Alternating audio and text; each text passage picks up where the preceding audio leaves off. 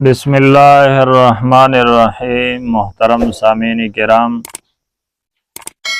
مسجد میں چٹائی کی ٹوپیاں جو رکھی ہوئی ہوتی ہے ان میں نماز پڑھنا کیسا ہے؟ احسن الفتاویٰ جلد نمبر 3 صفحہ 437 پر مفتی صاحب سے ایک شخص پوچھتے ہیں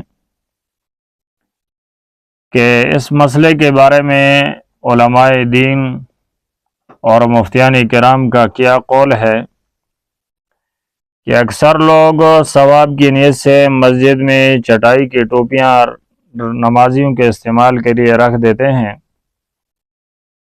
جیسے برہنہ اثر لوگ نماز کے وقت اپنے سروں کو ڈھانپ لیتے ہیں۔ کیا یہ فعل شرعاً جائز ہے؟ اگر جائز نہیں تو ان کی کیا وجوہات ہے، کس وجہ سے ناجائز ہے، وہ وجوہ بھی تحریر فرمائے۔ جواب یہ ہے کہ چٹائی کی ٹوپیاں مسجد میں رکھنا جائز نہیں، اور ان کو سر پر رکھ کر نماز پڑھنا مکروہ ہے، اور اس کی وجہ 2-3 وجہ مفتی صاحب نے بیان فرمائی ہے۔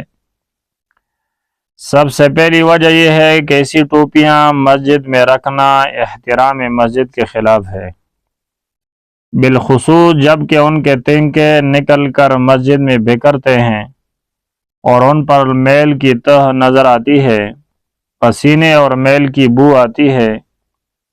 کیا کوئی شخص ایسے ٹوپیوں کو اپنے مکان کی زینت بنانے کو تیار ہوگا؟ اگر نہیں تو خدا کے گھر کے لیے اس قسم کی ٹوپیاں کون عقل مند برداشت کر سکتا ہے؟